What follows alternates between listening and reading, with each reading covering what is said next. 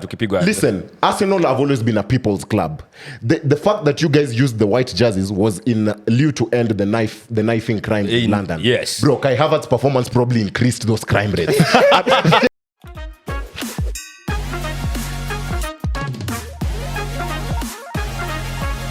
Football fans, let me talk to you. This is the Wildcard. Yes. Oh, God. And I'm your host, Brad Waudo, joined by... of course. It doesn't matter what you are. Oh, God damn. I knew I'm going to get cooked, man. I knew that for sure. The Jabroni Slayer, Nyaash, representing millions.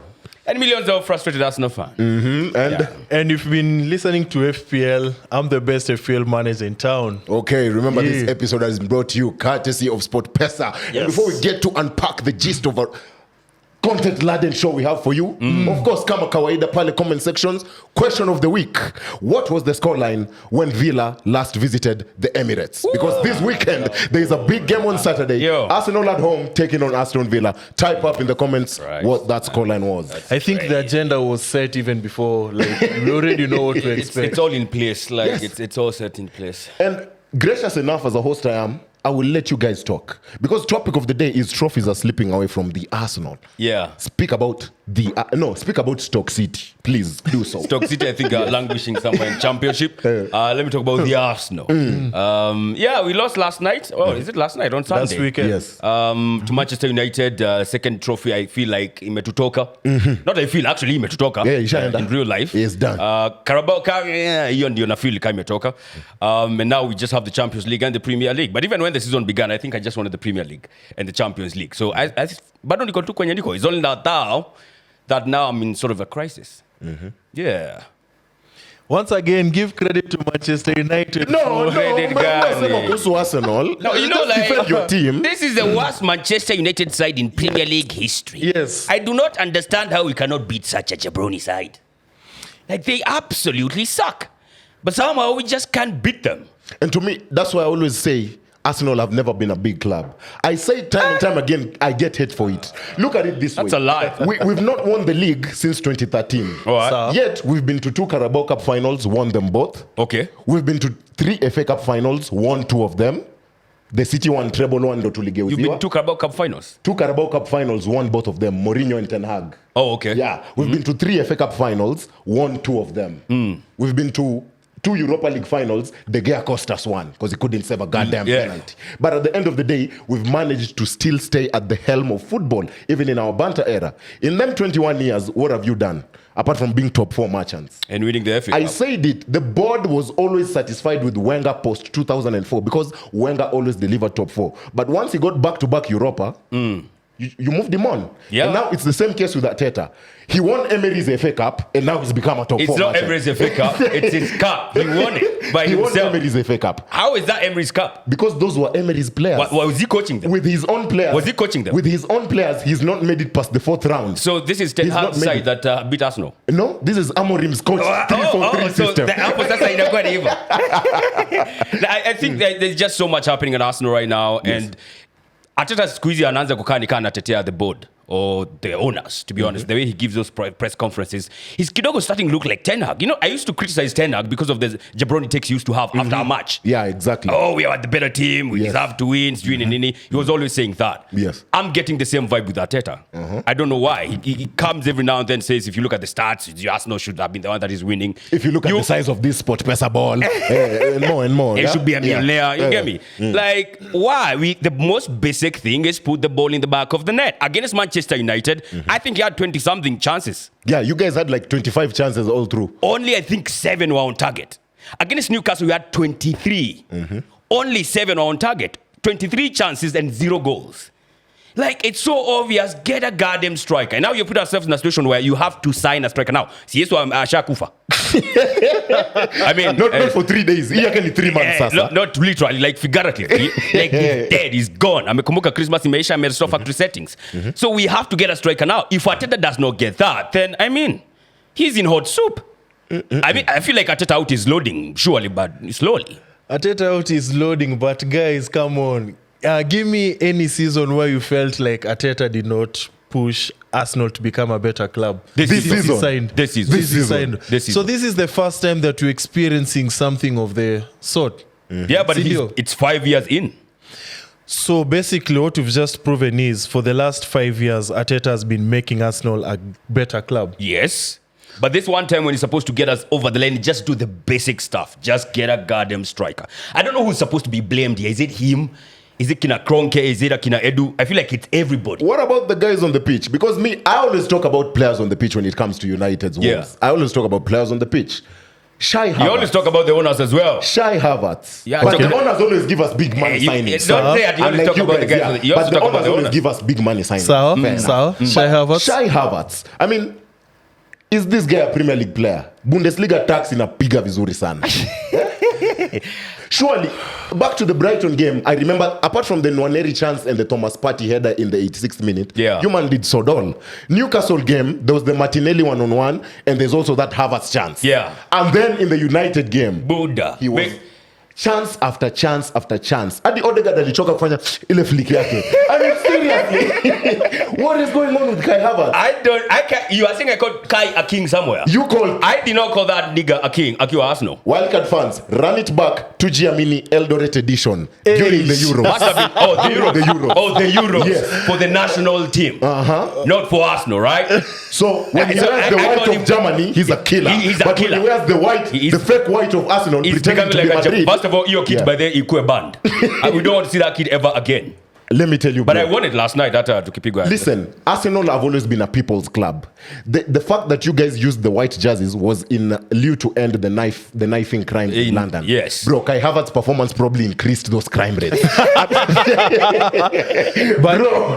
I don't get how this guy cannot. Why do he dropped a stinker against Newcastle? So you are thinking, redeem yourself against Manchester United. I mean, they are lower than Newcastle, right? He drops another stinker. Like back to back. He misses even a goddamn penalty. Like, Jesus Christ. I think he has restored factory settings in Chelsea. I swear down. This is the kind of dude you used to see at Chelsea. We are seeing him now at the Arsenal. He can't score. The most weird thing, guess who's Arsenal's top scorer this season? That's how you know how fucked up we are. Bukayo? No. Who? It can't be him. It is him. It's not Jesus even. It is Havertz. Kai Havertz, bro. Kai. Like, end the season, man. Like, end the stream, bro. I'm tired, man. Come on, Waudo. You cannot just... Lazima tutete Havertz for... He has that off-ball duties. He has those two roles that he plays akiwa pale Arsenal. We're not just looking at him as a striker. Remember, he's been played in several positions throughout this season. So we cannot just write him off at he's just complete. What do you mean? So he can't handle several positions? Is he not a man? Are we not used to different positions? Check it. Subscribe, Anna. Subscribe. This was the Kai Havertz. I cannot argue on his case, bro. He has let me down in 2 games of which I've gotten clapped. Important games, my at home. So he's moving a bit mad right now. He's looking like a proper jabroni. And before we even get to United, I want to give credit, and I think here you'll agree with me. Clap for Sterling. A 4-minute cameo, best ever signing you've made. 4-minute cameo. I mean, Sterling did what Martinelli and Trossard have not done in months. All season. Yeah. I swear down. And it's crazy how this guy's not even been utilized before. I don't understand what Arteta is doing right now, man. That's what I'm saying. Like, Arteta out, tukiendelea hivi taona Arteta out ikitoka. I think it's already out now. Mikel Merino as well. Mikel fucking Merino is a fucking tractor, this guy. He's so fucking slow. Tractor boy. He's so fucking slow. Apelekwe Ipswich, goddammit. Fucking asuko ndiko tractor boy wako. And also my captain, Odegaard, bro. I don't know, since he got a child, he's not sleeping or something. Get a fucking nanny. Like, seriously. He's been dropping stinkers game after game after game. Jana. Yes. Referee, Jana, Sunday. Yes. Referee wametubia game. Like, they've been twerking for you, man. PGM World finally time, decided to come through for us. And then we get to our fucking... okay, not fucking captain. We get to our captain. Odegaard. First of all, he's not Captain Fantastic anymore. He's never been. No, he has He's never been. But that's before. This season, now, let's go captain for captain. Unakumbuka ile ya Twitter, chase for beach. Let's go captain for captain. Bruno this season, 10 GA in the Premier League. 4 goals, 6 assists. Odegaard, 3 GA. 2 assists, 1 goal. Well, he was out for like, I don't know, is it 2 months? So that's all right. Yeah, you can also... You have a part of the game. You have to account for the time he was out. Yeah, very much. But for me, it's not even that. Since he came back, stinkers, bro. He dropped a stinker against Monaco. He dropped a stinker against Newcastle. He wasn't that bad, but against Manchester United, bro. 13th in the league. Jesus Christ. He's with Brighton. I didn't see him. I've not seen him anymore. So what lies in the future for Arsenal? Because right now, 4 straight home games. Okay. Newcastle done with, United done with, Spurs later on tonight when this episode airs, and then Villa at home on Saturday. We have to beat those jabronis, bro. How? Well, we've beaten Bukayo's Spurs. missing, bruv. We've beaten Odegaard Spurs is before. ghosting all over the pitch. Yeah. Where is your attacking threat going into these 2 big games? You know, especially the fact that you are now stuck with Kai Havertz. Like, he's going to be the out-and-out striker for God knows how long. Nigga, I'm so scared. I'm not going to lie. Because I feel like if you don't beat Spurs, first of all, at Derby, at the Emirates. Yes. Oh, wait, we didn't beat them last season, but that's different now. Yeah. It just agitates this whole thing of Arteta out. Then we go to Aston Villa, another team that is trying to get the top 4. Of course, their ambitions are very high. They want to get something against Arsenal. You see, like a couple of weeks ago, I think I was saying how every team relishes playing against Manchester City. Yeah. I feel now it's Arsenal. It's you guys, because Like- you're no longer even scoring set pieces. The aura is gone, bro. Jesus. And it would be the most Arsenal thing. Venant, you can come with some positivity on this. Yeah. It would be the most Arsenal thing to lose to Tottenham on Wednesday after Nottingham Forest have probably beaten Liverpool on Tuesday. It would be the most Arsenal thing to do. First and foremost, let's agree that Spurs are very bad this season as far as their form is concerned. Yes. And when you look at their style of play, they're conceding goals. The best we can do is outscore Spurs this midweek. Yeah. The toughest fixture that we have is weekend against Aston Villa. Now, granted, Aston Villa, this fixture last season was one of the defining moments in our campaign. Yeah. I think we pull our socks up versus Aston Villa. Yeah. We give them just a simple 1-0, 2-0. We can bounce back with these 2 games. It's not yet over. Let's stop this mentality of writing off a player, a coach, a team, just off of 2 games. You've talked about Arteta out for some time, and we've also confirmed that's 4 years of consistency that he's been delivering for us and even improving us as a team. So cut himself slack for these 2 games. Now, granted, how we went out is a different conversation. Yeah. But so far, I'm not Arteta out. Spurs, like I've said, we're going to outscore them. Spurs are even weaker than these guys. When you look at them this season, they're even weaker than these guys. So I'm not even worried about that one. But with the Aston Villa one, that one I'm very confident will bounce back. That's why I'm not You're not too fast about it. I mean, good for Venant. He's positive. He's confident. I'm not confident at all, to be honest. I'm happy with my team. I think there's a silver lining, though, for this one. Yeah. Our season can still be salvaged, in my opinion. How so? Go and get a goddamn striker. The transfer window is still open. Yes, get a goddamn striker or even a winger. Get 2 guys to come on and then continue winning. Because we continue winning. It's not like we're winning, but you know these things. It's actually I'm with you with this one. It's time we held ourselves as Arsenal fans accountable. Yes, we get a striker. Who? strikers wako bana. Who's available right now that can come to Arsenal? Look at it this way, and Venant is correct, because look at it this way. Kvaratskhelia is in the market and PSG are beating you to his signing. Yeah. How? Why? How? Here he has the chance to be a title challenger. He already has won the Serie A, so he knows what it takes to win a league. Why go to PSG where no one will remember him as a legend or whatever? Even Mbappe is not remembered as a PSG guy. If you ask who is Mbappe, you remember Monaco semi-final, World Cup 2018, World Cup 2022. That's it. PSG comes last. Absolutely. Yeah. So why is PSG beating clubs like Arsenal to the signing of someone like Kvaratskhelia? The only thing I can take for Kvaratskhelia to go to PSG and Arsenal moving for him is maybe because you are signing Nico Williams. Otherwise, if we are not signing Nico Williams, it should be all over Kvaratskhelia. Yes. And he's asking about strikers. There are plenty of them. There is Vlahovic. Ooh, mention names. Vlahovic. In He rejected you guys. There's a fallout with him and Juventus. He rejected He might you be guys. sold for some peanuts. Gyökeres is there. There is no way you sign a striker this January without spending stupid cash. Like, Then how there comes- is no way there will be money to be spent. You haven't mentioned somebody like Isak. There was Gyökeres, there is Vlahovic, there is Isak. I don't think we get that guy. No way Newcastle are selling that guy. All of them will be expensive. You haven't talked about someone like Sesko. Why not get a Sesko? Yeah, Sesko could be sold for 50. I don't know if Leipzig will let him go. You see, like all these scenarios, like he's a main striker. I know they have Openda, like Leipzig have Openda. I don't know if they'll be willing to let Sesko go because we've been drooling over him for months. Sesko penned before the season started. But He did extend, of course, to get them some more money. But there are strikers out there to be gotten. The market is open. People are moving. Make the goddamn move, Arsenal, and sign a goddamn striker. Christ's sake. Then we can talk about salvaging this season. Crazy. Yeah. Anyway, man's happy with his team. You know, as much as I'm happy with my team, I'm also happy with the partners we have on board SportPesa, because right now the mega jackpot is at over 398 million Kenyan shillings. All you need is 99, Bob, my brother. Imagine, take a crack at it. You know, I'm pretty sure you won't miss like Havertz. The pay bill is 955 100, and of course your phone number is your account number. All you need is 99, Bob, to become the latest millionaire in the 254. When he wins that money, he can actually sign a player for us. True. Sign Sesko once you win that. Try the jackpot and sign I'm going Sesko. to Maldives, bro. That's my best stress. People in Ghana can give you stress. I can't give my money because some of them taken by force. The government, because they don't ask me if they're taking my money. And Damn right. And Kronke. Okay. Billion and pay Pesangu. Hell no, man.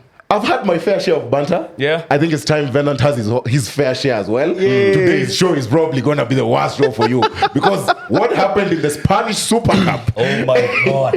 As Madrid fans, bro, it's panic stations. And you see, that's how big clubs move. Because I read the Marca reported today morning. Yeah. Ancelotti and Jose Angel Sanchez, I think I've forgotten his third name. They are supposed to hold meetings with Ancelotti and talk about how the season will pan out. Yeah. It is that serious. Ancelotti is a legend of the game, both as a player and as a coach. Yeah. And even his job is being threatened because of one Loss. Spanish Cup final. But yeah, this back-to-back losses. I not even remember I'm an Arsenal fan and a Madrid fan. This is the worst combination of all. This is the worst Monday I've had like this year. This is not how we want to start a year, by the way. So, I mean, these guys, like, they own us now, man. Bro, they have us on speed dial. It's crazy because they started the season so well. Everyone was like, the same way I said Liverpool are going home with one major trophy, I also felt the same with Barcelona in terms of La Liga. But then they did drop off because Lamine got injured, Araujo injury, Ter Stegen injury as well. Yeah. They've bounced back. I think this is a good, a proper win for them. It's a Spanish Cup final. Yes. Last year we clapped them big time. Last season we clapped them big time. This season they came to Santiago, gave us 4. Wallahi. This game they gave us 4 in the first half. Jesus. And the game ended 5-2. Again, something is off with you guys, because it's rare you guys concede, two, concede a lot in the first half. So there's something about Ancelotti and Barcelona and Hansi Flick that is not getting it right. figured out. Either it's through the players or through the tactics, because losing such a final by such a margin, it's embarrassing. Come on, especially when you have Mbappe, who's already scoring goals, Yeah, who's Mbappe had a good performing, game. The and rest he's, were lackluster. you know, the rest probably thought they were wearing the white of Arsenal. I'm pretty sure about that. what was that that's Chouameni shut up. penalty? That was it. Chouameni penalty. Yes, That yes, is yes. What was that now? You know, I like mean, some- Eder Militao was injured, but I like this Raul Asensio kid. Yeah, as a he's good. centre back, he's a Ramos regen. I think he should have started the game. When it comes to matters midfield, it's quite clear. Don't get me wrong. Jude is takers, Mbappe is takers, Vini is takers, Rodrigo is takers. All these boys play ball. Valverde is my favorite Madrid player right now alongside Camavinga. They can all play ball. But at the end of the day, you need that Ka Ozil. You need that Ka Cruz. You need that spark in a young Ada Gola who can thread passes through defenses. Yeah. And I don't know why Ancelotti is not using him so much this season. It kind of sucks when you see Valverde, Camavinga, Bellingham, Chouameni, and Rudiger and the likes being ransacked by Kina Casado and Kina Ped. This man have not won anything in terms of when Barcelona is concerned. Yeah. Yes, they do shine for Spain, but they haven't done For the enough club. in the league and for the club Yeah. to say that they can turn up and turn on Camavinga and Fede Valverde and the likes. Yeah. It's quite disappointing though. It's quite disappointing. I don't understand how we lose to Barcelona in back-to-back games, like in one season. Because I was thinking, like, once they clapped us in the league, like, tumesoma, tumepata funzo. Like, I was thinking so. So going and to it the started cup, the same way because Yeah. minute 4 Mbappe scores. Yeah. Yeah, and you you're thinking, good. like, I knew. Like it's we one don't of have these those. guys. It's one of those finals, you know, like the Argentina, France finals. I Yes. knew it was one Yeah. of those, but to see it go all the way to one side, it was a bit off. And now that you're mentioning market and stuff, Real Madrid, are you guys linked with any players? I think Trent is already a Madrid boy. After his performance against United, we already saw where his heart lies. Yeah. I know he got a goal in the FA Cup midweek against Accrington Stanley, Yeah. but even Hoyland can score against Accrington Stanley. I think so. Yeah. So I think Trent is a showing for a Madrid boy. But that's in the summer. And I also think, I think in January we can, you know, the good thing with Madrid is, even in the big games, we don't need to perform over 90. We just need a 5-minute spell. 5-10 minutes of dominance. 3 goals, So in the that's it. summer, I think with Eder Militao's injuries issues, I think that move for Saliba will start now getting fucking knew it. so. I think it's going to I knew he was going gonna to start say getting that. traction. Yeah. And also I think Adagula deserves more minutes. I But think for this if we- January, for this January, you know what I'd say? I don't think we need signings, especially in attack. I think the defense can be sorted out. And with the attacking talent we have, if we use more of Adagula and Brahim Diaz, we can score more goals. Yeah. I ask that because you guys have a chance to secure the La Liga from us. True. So I think you guys will. Don't you think it's time you guys did everything necessary to make sure that, for one, you're conceding less? Not necessarily so. I think with your question, I'd go to what Modric said after the game. If we were to ever lose a cup final, it is probably best that we lost the Spanish cup final. It's not the Copa del Rey and it's not the Champions League. So there's still major trophies to go for. Okay. Not too much. This is the Carabao Cup of Spain, eh? Yeah, exactly. Yeah, even huko amge perform. Imagine. we don't do cups. Those are small cups. You want big cups. Big trophies. Come on, dog. Big trophies. Talking the league, the Champions League. Where That's what we you want. had a chance You know to how funny it claim is? FA Cup. It's funny how ukashindwa. every team, when you're the most holders of a trophy, you always perform in the competition. Yes. Look at the Premier League. Yes, we are down bad, but we have the most. And they're still relevant. Yeah. You look at Carabao Cups. Liverpool have 10. They're still going to the final. Yeah. We all know what Tottenham are going to get done. Yes, when it of goes course. to 100. Yes. You look at the Champions League. Madrid have 15. We all know they turn up in the Champions League. You have 14 FA Cups. You Yeah. have not made it past the 4th round in the past 5 Yet years. you have the most. What are these other guys doing? There should be another team on top of us. We exit like all the time in that round, but you still have the most. You're like, you need to pull up your socks as well. Okay, fair enough. Speaking of pulling up your socks, all Wildcard fans out there, pull up your socks on visiting all Sport Pesa socials. Their Instagram, of course, we have Instagram where we show you guys our millionaires. There's Twitter as well where the agenda agents, but visit Facebook where you can hear Nyaash talk about Chinese before his team gets clapped. Where you can get my spoilers because mine are never predictions. And you can also get the best FPL tips on that post tabs courtesy of Venant on the Sport Pesa Facebook page. Yeah, bro. Speaking of violence, I want to build this up because whenever you talk about football, there's always the French flair and the Spanish flair. But what we saw in the FA Cup, we saw South American robustness in Ugarte, in Lisandro Martinez. Yes. Alejandro Garnacho, Avenger was awakened. Avenger? Oh my God. He was awakened. Knock the cup, bro. And now move on to Europe all the way back down to Africa. Kenya, was it Kenya versus Zanzibar? Yes. The Mapinduzi Cup. Bro. Yes. Yeah, bro. Referees now are turning into wrestlers. I swear down. Once wrestling moved to Netflix, kila mtu ako na access. Sign up. I'll be honest with you. I'm disappointed in Ayubo, man, bro. Like, ulishiko aje, bro. Ali exposed boxing industry in Kenya like it's weak, bro. Like, that was ulikuwa ushachafua. Si hata referee mpe kitu yake basi. What did you make of it? Because me, do you know, I actually supported it. And I would have actually left my teammate Which to go one and back did you up support? The referee jabbing up? No. Yeah. Ile jab ya kwanza ndo referee arudishe. Because surely if a referee is pulling nonsense, if the captain is not doing something, then let me do it as a player. But the good thing is this time it was the captain who was standing up to the referee. It was ugly, man. It was bad, especially considered as our captain. If I'm being objective about it, I think it was a bad outing. Bad showing, to be honest. I mean, kushika sijui kadi ya referee akienda. That's some gutter shit, bro. And then Ayubo Mar, he was actually knocked out of the camp. Is it last year? Yes. Alitolewa juu ya vurugu. So when you're looking at that and you're thinking, So he has that Roy Keane streak to him. yeah, kinda. But Cantona behavior. performance on the pitch, not so much though.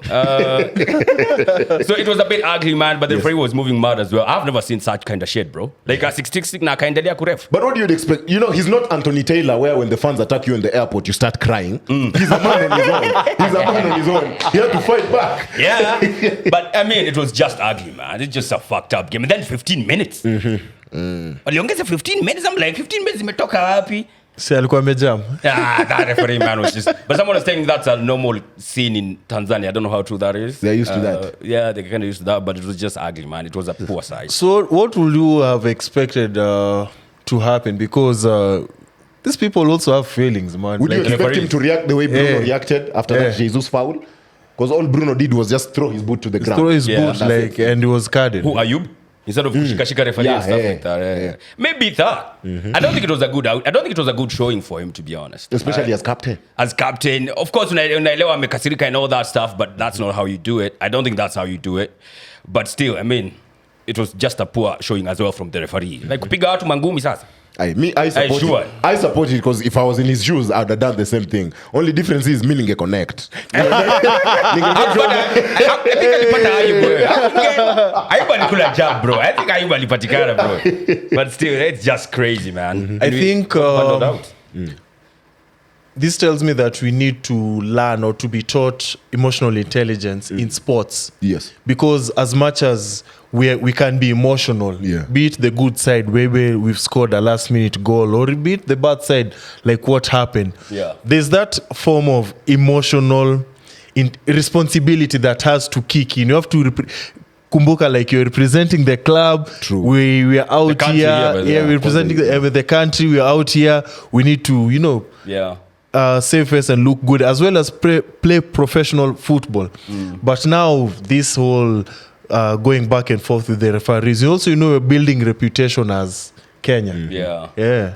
But Zanzibar, they always have our number, man. I understand they always beat us, bro. Like, so you're combined to na Tanzania wakue down water kabisa. There's a reason why they separated. They wanted to just remain as winners, Pinduliwa kwa mapinduzi ka. God damn it. Anyway. It's all right. Ama you guys think referees should be taught self-defense? With that salary si unadlipia. Kwanza we ni cycling coach sijui faithfully. Wewe unawafunza kwa hiyo gym yako. Hey, but that was mad. Yeah, that was crazy. So it's been a great episode, man. Good to be back. Last week, Oh, I forgot. Yes. Wesley Ogam. My bad man, my striker, top scorer of the Kenya Premier League. Yes. Plays for Tusker FC, scored a goal, by the way. Wesley Ogam. Yeah. Arsenal are looking at you. Okay, the but then we'll take you to North London. Right about now, because it's looking kind of ugly over there. But yeah, he had a good outing, I would say. First time being picked by the national team and scoring as well. You'd love to see it. Okay. Are there any players who you'd want to see play for the national team? I would see more of Ogam, yeah. Okay, fair enough. Okay. As we get to the FPL, I just want Venant to promise us one thing. Do not lie to us by mentioning any Arsenal players. Usijaribu. Right now, if you have any Arsenal player in your FPL, you are a failure. No. Failure. No. Yeah. You can still get something. Kick on, bro. So, Basi, you're actually right, because here in FPL, I'm going to help you guys pick the best players for this week. We don't have any Arsenal players to consideration this week. But we have 3 fixtures that I think you guys will benefit from. You guys are going to help me here with. Yes. So Newcastle versus Bournemouth. We have the hot... Yes. It's a good one. Yes. We have Isak over there. Yeah. Who by now you should already have him. Yes. Yep. Number 2 on that list is Gordon. When you hear Isak, Gordon Pekopal, it's just like the way with Aston Villa, you hear Watkins and there's Morgan Rogers. Yep. So with Newcastle, you have Gordon over there. Yes. But honorable mention to Jacob Murphy. He's cheap, 5 million, you can still get him. Versus Bournemouth. But then with Bournemouth, you have Evan Nilsson Pale as a striker. Yeah. But for Bournemouth, isn't Evan Nilsson injured? And another player, I think they have 2 injuries. No, I'm saying like if you are to get a striker for Arsenal, like Evan Nilsson. Oh, fuck no. I'm not No. The only person I can take from Dani is Semenyo and Kakes. Kakes is a killer, man. Number 2, we've talked about Nottingham Forest and Southampton. Southampton, once again, conceding shots. But with Nottingham Forest, we have Wood over there. But somebody who wants us to talk about is Morgan Gibbs-White. Yendo, number 10. Wow, he can easily give you assists when he takes set pieces and corners, as well as scoring. He's scoring a lot of goals over there. Big shout out to Elanga as well. Yes, and, Elanga. The defender, is it Milenkovic or... Milenkovic and Murilo. On set pieces. Yes. And Ola Aina. Oh, they dunked on you. Yeah, you actually don't understand.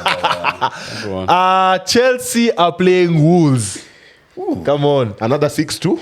Yeah. Oh, fuck. Because they actually clapped them for 6. Yeah. Another 6. Yeah. Another outing for Cole Palmer to... Palmer over there. Yeah. Sancho over there. I don't know if they're going to keep a clean sheet.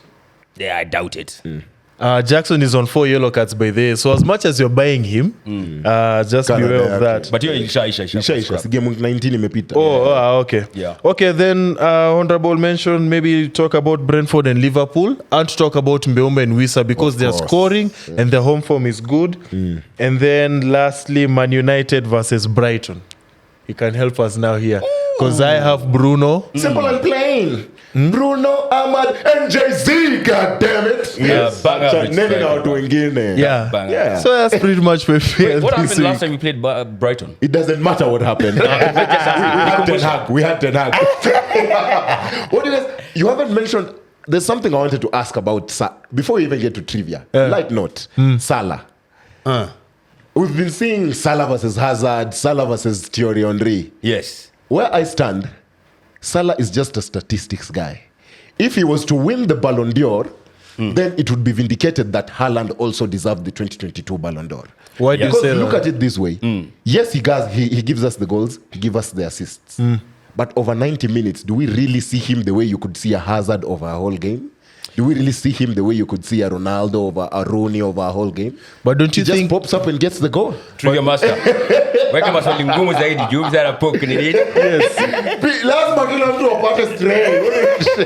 But I mean, really? If Do you stand by my opinion? Because Salah has I'm not saying he's mid or he's anything. Yeah. You see the same way Haaland doesn't need a flare pass or a killer pass on any. He just needs to be in the box and you know it's on target if it's not a goal. The same But you case see- with Salah. But you see, that's the thing with Salah and Haaland. You see, with Haaland, if there's no supply, we don't see any of his presence on the pitch.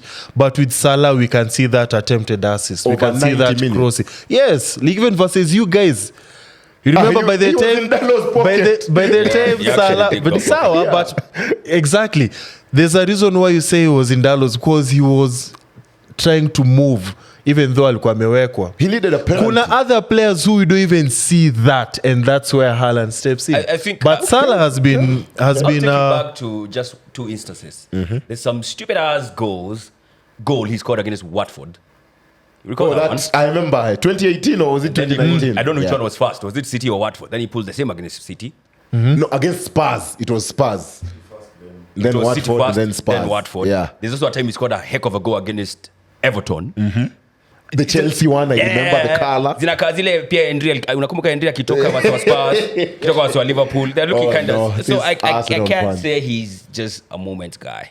Yeah, there are In games fact, where he goes as we get silent. to trivia, if you're to form an ultimate Premier League 11, Okay. is Salah the ultimate right winger, whether it's 4-3-3 or 4-4-2? Is he Absolutely. the ultimate? Yes. Not Ronaldo? Trivia, bro. Wait, Trivia, Salah, trivia. Salah. Wait, Love Ronaldo on the left. Trivia. Yeah. Bwana. Yeah. Where's the biases? Oh, Basels. God damn. I forgot. Because how? Wacha nichukue ya green leo. You know, the green arrows all over Man United. Give me the blue one. Yeah. Red flags all over. Is mine out? They are on. Trivia tuende kazi. Na watu wasikize vizuri. Kuna time nafinyanga ya kwanza na I don't get called. Hey, it's loud. Ready? Nice. Yeah. Question 1. I was the first Liverpool player to win the Ballon d'Or. I scored 40 goals for my country and I've played in England and Spain. Who am I? Latecomers. Give me Michael Bloodclad Owen. Correct. You need a striker like that at Arsenal. Oh, yeah, could do it. Yeah. Oh, Number so do 2. you as well. In Spanish football, what is the pichichi? We're in the next round of the FA Cup. God damn it. Yeah! Your question is null and void. Aye. Move to the next one. Yo, Pichichi is the golden boot. No, it's not. It's a golden boot. Walai. Yeah. Yeah. God damn. Award given to the top goal scorer named after Rafael Pichichi Moreno. Yeah, absolutely. Question 3. Rangers tried to sign which superstar after Alex McLeish was alerted to his ability through popular video game Football Manager? Excuse me? Blank. Rudia swali. Rangers Football Club tried to sign which superstar after their manager Alex McLeish was alerted to his ability through popular video game Football Manager? Wow, that's a tough one. This kadudu nywele anaitanga aje. We una nywele wezi jua. I don't know. I'm kidding. I don't know. Pass. Blank. Lionel Messi. What? Question 4. Jesus. Which Portuguese island off the coast of Africa, which also shares its name with a cake, is Ronaldo from? Yo. No. Ayako, you want- You press. But- No, you press. It's me. And Madeira. Correct. Yeah. like No, he actually pressed. presses No, shit. wait. He pressed actually. Unajua wanaume wengine And ukifinya, kuna venye- I agree. You pressed. Question 5. 2 English players have won the World Cup Golden Boot. Who are they? Hurricane. Gary Lineker. Correct. That's good. That, yeah. Oh, wait. The only time Arsenal win is on trivia. Yes, and this is Remember that. This is my yard. Acknowledge me. Acknowledge me, goddammit. The tribal chief is back. God damn it. and that's how Arsenal is going to bounce back against Absolutely, Aston man. Villa this weekend. Tusianze uongo. No, ni ukweli. Facts. Yeah, give them some sense I of see- hope. I see nothing Because but it facts, seems like Arsenal has been written down after Manchester United got lucky We'll bounce against back. them, and they're going to bounce back. I personally want you guys to win the FA Cup. Oh, I personally want you guys to win the record FA Cup. equaling FA Cup. The record they will. equaling. Pale kwa Europa ndio kidogo 50-50 because Amorim anaweza maliza season na trophy mbili na ako face 0.5. I love it. God, yeah. I love it. Anyway, up until next time, this has been the Wildcard. Remember, question of the week. What was the scoreline when Villa last visited the Emirates? Type it up in the comment section. Up until then, I've been Brian Waudo. I've been Nyaash the Jabroni Slayer, and get me a goddamn striker for Christ's sake. Venant, the best FPL manager in town. Till next time.